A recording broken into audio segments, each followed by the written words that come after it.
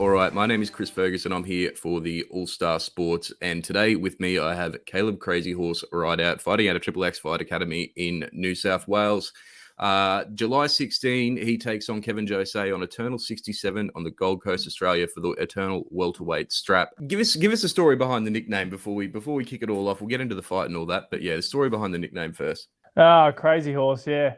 Well, it sort of comes from my unpredictable nature, like hence Crazy Horse and all that, because come from one of my coaches. You know, he got it from Charles Bennett, you know, the old fighter, the boxer. Yeah, and it just, you know, my nature and his nature is sort of similar. You know, we're both unpredictable, and you know, I throw crazy shit and I don't even know what's going to happen. Yeah, it just works. Yeah, it just works, man. So yeah, you started out in rugby league as a young'un, and you made the transition to mixed martial arts. As I was saying before, it's something that a lot of young Australians are doing nowadays, going from rugby to mixed martial arts. Now that there's a bit more of a scene over here. Yeah, just describe that transition for us, and sort of how that all come about. Yeah, so in the off season of the under 18s, I played for my local football club, Narellan Jets, and I was, you know, wanted to get fit and all that before the season started. So I took up wrestling and BJJ and all that just to improve, you know, tackling and all that type of stuff. And then, you know, it turns out I was a way better fighter than I ever would be as a football player. And I ended up talking to my coach, who was my coach for about 5-6 years, and said to me, I'm going to give this fighting thing a crack. And, you know, 6-2 as a pro, here I am. Not bad, mate. Not bad. Did you find wrestling skills, did that transfer over much from footy to MMA when you first sort of got into it all, or was that all thrown out the window? It's completely different. Well, definitely the double leg takedown came in pretty handy in MMA. But look, I sort of, you know, transitioned my own sort of style into things, really. What we're on your style, actually, is, you kind of described it before, but yeah, in your own words, you're unorthodox, but how would you describe your fight style to someone that's never seen you fight before? Mate, I'm that's going to be hard, because I don't even, like, exactly how you said it, I don't even know what I'm going to do. I literally, the best way to describe it is it's all a feel for me. Like, so however my body flows into something and all that, and what I see coming. But yeah, it's just all flow and feel, and then, you know, out of nowhere, reaction, and then yeah, pretty much the best way. And it sort of works in my favor a lot, because, you know, if I don't know what I'm going to throw, they definitely don't know what I'm going to throw. So 100%, 100%. We'll move on to the amateur career now. You had, what was it, 7 fights as amateur? No, 8. I think eight fights as amateur. So that was, I think, back in 2016 was when that kicked off. What was the YAM scene like in Australia at that time? I know it's grown a little bit now, but what was it like back then? Yeah, look, it's really good, Mike. I debuted for UFN when I was fresh 18, I think, and I ended up doing 5 back-to-back shows with them, and their shows were unreal. Like, it's all well run and good, and everything that, like, a professional show these days run now. Anyway, you didn't have any dramas finding fights back then? Not really, because my weight class, because I was fighting at lightweight back then, so that was lightweight, welterweight, and I think middleweight. Like, there's a lot of bodies and all that in it's just pumping, isn't it? Yeah, it's but when you get to the higher classes and the real lower classes, like my coach Nathan Reddy used to find it hard to find matches, because he was light heavy, and it was hard for him. And then I think even the real light, like the real lightweight, but it's hard to find. But I'm in that happy medium where, you know, everyone's got a lightweight, everyone's got a welterweight. So yeah, it's that Goldilocks zone, man. Oh yeah, it's unreal. But it's also, it's good and it's bad, because yeah, there's heaps of people, so it's good. There's always a fight, but there's, you know, more to come up with. Like, there's more fighters you got to fight to get on top. Yeah, there's a lot more competition there. I was interested to find out your decision-making process. You finished your amateur career on a loss, and then what was the idea? Just like, oh, well, should be right, and then turn pro, or you felt at that time that you were ready to go? Yeah, pretty much. Pretty much. It was like, she'll be right. Let's have a crack. Like I obviously down, sat down with me coaches and had the conversation and all that. But I'm like one of the first fighters, like besides the coach, obviously Nathan Reddy, to come out of Triple X. So like they see they made mistakes here and there with me that they can improve on other fighters, which is all right. But Yeah. I pushed them to make me go pro. I wanted to go pro. I was over the baby 3-minute rounds. I wanted a big 5 minute round. Did that make much of a difference to you, that the extra 2 minutes when you first turned pro? It's sort of weird. There's it's all situational. Like the extra 2 minutes is good when you feel like you're winning the fight and you're striking and you're on top and all that. But 5 minutes can feel like 30 minutes when another guy's on top of you, pounding your head in. So yeah, but yeah, it was all right. So back at that time when you first got into the AMs, what was the goal back then? Did you know that, this is something you kind of wanted to do pretty seriously, or was it just having a crack? Mate, as soon as I started fighting and competing, obviously in the comp levels and all that, there's nothing more than I wanted to be. It was a fighter. Nothing more than I ever wanted to be than be a UFC champion. So it's funny. My first fight, I debuted and I ended up going to 3 rounds and we ended up getting fight of the night. And I lost on the points as my first amateur fight. And as soon as the decision was made and my hand wasn't raised, I literally, within 10 seconds, I turned to my coach and I was like, you book me in the next fight because this is what I want to do. So I still remember that plain as day. Yeah. So we'll move on a little bit now. You're currently on a 3-fight tear. Your most recent loss was against Chris Drummond in 2019. What do you... I was going to ask, what do you take away from that fight? What were your feelings after that fight? And what did you sort of look back on and know that you could improve on there? Mate, it's funny you asked me that because at that fight, I was 2-2 as a pro, and I was sort of like unsure on everything. I wasn't in a good headspace back in that time, and I actually took some time away from the sport, and COVID hit too and all that, and I sort of focused more on the mentality side of things, on like getting stronger mentally than physically and all that type of stuff. And then so I took a lot away from that fight and what I needed to do, what I need to work on, and I sort of like encamped myself in, like mentality training is what I really smashed myself in, and then got it, which improved my physical training. And then from that, I reinvented myself. I grew bloody 12 inches of hair.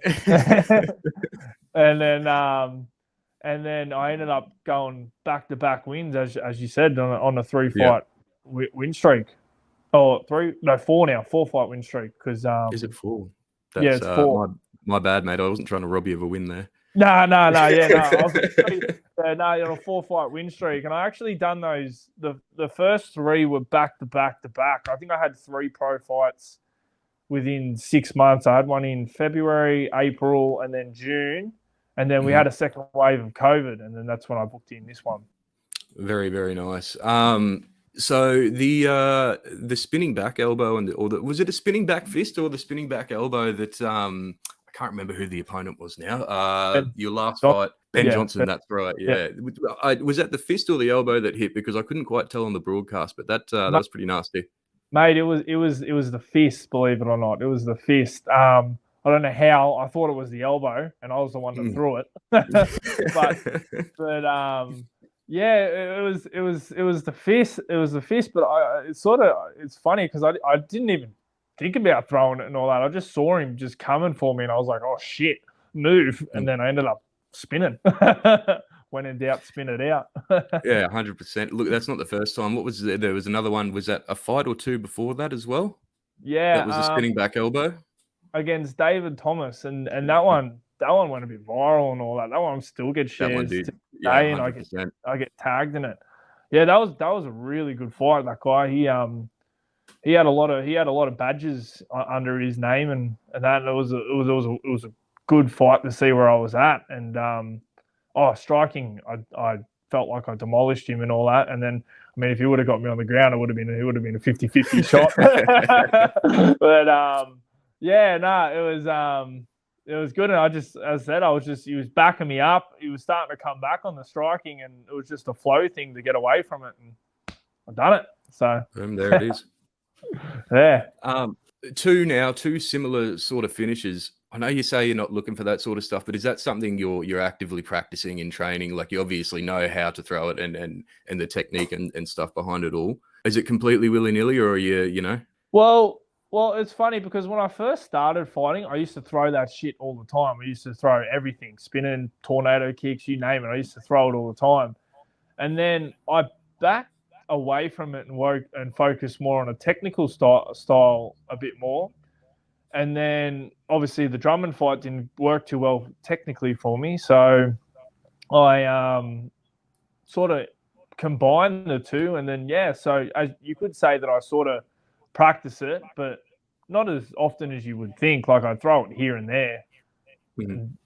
Even in my fights, it shows that. Like, it's not like I'm coming out like a bloody tornado and just spinning around the cage. Like, I throw it randomly once or twice. So yeah. Is there a particular influence on your style, someone that you tried to emulate when you were coming up or when you first started out, or is this just natural evolution of how you fight? It's sort of just like I've developed my own style of things, but if I was going to base who I tried to like start off trying to simulate to, would probably be John Jones. Like, I love the way his style of fighting and it just what he throws hurts. I used to watch his shit all the time and try and, practice it and get it myself, but then I sort of like lose a little bit of myself. So that's when I sort of just, developed into this style, which is just whatever comes at you. All right, we'll move on to Kevin Jousset a little bit now. Only loss was to Della in 2019. Probably, by the looks of what I've seen, he looks like the most experienced fighter that you've faced yet. Would you agree with that? Is that about right? Yeah, I reckon he's quite up there with knowledge, so it'll be fun. Yeah, for sure. What are you expecting out of Kevin come fight night? He's got a pretty big bag of tricks. He does. Yeah. Well, see, I don't really look into my opponents that much. What I do is my coaches look into it and then they simulate it into my training. Sorry. And so, but what I've heard, he's got a few, badges behind him too and all that. But a lot of my opponents have had, a lot of shit backing them up and all that type of stuff. But at the end of the day, it's just how they're going to go on the day with me. Like, it's what we do in the cage, what happens. So you're not expecting anything in particular. You're not expecting him to come out and try and grapple you the entire time, or?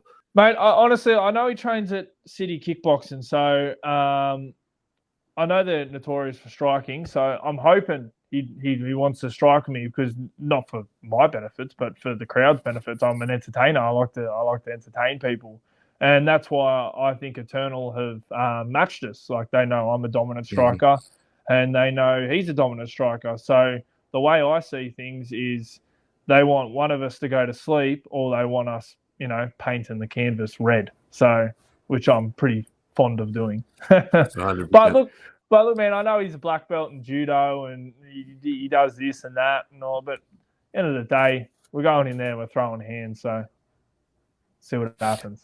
That's the attitude I like to hear, mate. So look, you don't seem too worried a couple of weeks out. First title fight, no stress, no nerves creeping in. You seem like you're doing all right there. No stress, no nerves, man. Like, I've had that many fights now. Like, it's going to be good as 5-5s. Like, I'm really looking forward to the 5-5s. It'll test the endurance and it'll be good. But man, no stress at all. Like, it's fighting. I feel like I was born to do this. Like, I feel like I lived a past life as a warrior or something, because I don't get nervous, not at all. I'm just like, okay, let's do this. And more attention? I mean, obviously you're doing an interview with me now, but more attention in general. Have you been hit up for a couple interviews? Yeah, look, man, ever since I went on my winning streak of pro runs, I've had interviews come at me left, right, and center and all that. And I'm trying to take as many as I can and all that, get my name out there a bit more, build a bit of a following, try and get my personality out there on camera. So it's good. It's how do you reckon? I mean, you're an Ocker bloke, and like I appreciate that. I love that. How do you think an international or a US audience reacts to something like that? Because it was funny when Ty first started getting wins in the UFC. It took the audience a while to warm up to him. They weren't really cheering for him, and they didn't really know how to take him. So I'm always curious to see how Aussies go abroad, especially people that are Ocker. No. Mate, I'm just doing me. I'm just going in there with, as I said, a can-do spirit, winning attitude, and a laugh. So that's what I want to do. Anything different in training camp this time? You down at Smeaton Grange with Robert Whittaker and Malcoon and the boys there at all? Yeah, I've been training with Malcoon and all that to get him ready for his last fight. Did a few rounds with him and one of his boys too, Izzy. Man, just just same old shit, bro. Every day, like just wrestling every day, Dewey every day. Bloody striking every day, sparring, I mean, just working hard, really. Just ready to get that win. Get them reps in. Obviously, the welterweight title, you earn that. It garners some pretty serious legitimacy for yourself in Australia and even internationally now. Assuming you get past Kevin in a few weeks, what do you have to do from there to make the UFC take notice? Mate, I don't know. I'll leave that up to my manager. I'll just go in there. I just literally go in there and I just do my thing. I get that finish, get that knockout. I mean, I'm chasing UFC. So, when I beat Kevin, when I hold that belt over my head, hopefully UFC come knocking. If not, can you make that happen? I'll put some words in, mate. I'm not. It'll be nice. Yeah. Might fall on deaf ears. Too. That'll be nice too. But ideally, in your mind, like if you where are the goalposts in your mind? Ideally, how long? I mean, you want to be there now, obviously, but how long do you think before they pick you up? Mate, I don't know. I'm hoping within a year. I'm ready to go. I've trained with a few people. A few notorious people that see my sparring and all that, and they say I'm at a different level right now. In Australia, I'm at a different level. So, I'm ready to go. Whenever they pick me up, because I got my thumb out and I'm ready to hitchhike. How many more fights this year do you reckon? How many do you want? Mate, well, I got a baby coming in November. Woo. Congratulations, sir. Thank you so much. But yeah, I'll take fights left, right, and center. Whenever they come, I'll take them. Obviously, it's up to the promoters at Eternal. I really personally like to be called out, like especially when I get the belt. I want to be called out. I just want to see what someone has to say about it. Funny. Be the name on everyone else's lips, mate. Mate, I'm sick of calling people out. Just call me out, please. What do I got to do to get a call out? Just be real rude. That's it, isn't it? I don't know. Maybe I'm wrong. Eternal as a promotion, you've had a couple fights there now. You fought a Hex as well, I believe. Yes. I fought Hex two times, I think. Yeah, two or three times. Yeah. And this will be my second fight for Eternal. I'm contracted to Eternal now. Yeah. Okay. Cool.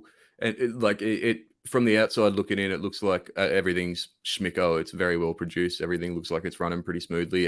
How do you enjoy being contracted to Eternal? I love it. It's just easy. Instead of I'm out hunting for fights and all that, they just throw a fight at me, and I just always say yes. So, and they're so professional. Everything about it's just professional. How they handle things behind in the change rooms to up to your walkout. It's all professional, well run, and it's not no one's been like running around like a headless chicken. Like it's switched on. So I like it. Preparing me for UFC. It comes across that way on the telly. They definitely put on a good show there at Eternal. Mate, that is about all from me. But before I let you go, I would love to hear your favourite piece of Australian slang. You got a favourite piece of Australian saying? Anything? Yeah, it's simple. It's simple as it's just calling someone a fuckwit. I love Yeah, it. fair enough. That's about as Aussie as it gets. That's it. It's the word that says it all. Is you fuckwit. All right. Once again, that is Kaleb Rideout from Triple X Fight Academy. He's fighting on July 16 on the Gold Coast in Australia for Eternal 67 for the Eternal welterweight strap. Awesome to chat to you, mate. Thank you for stopping by. It's been a pleasure, mate. Thank you. No dramas. We'll see you soon.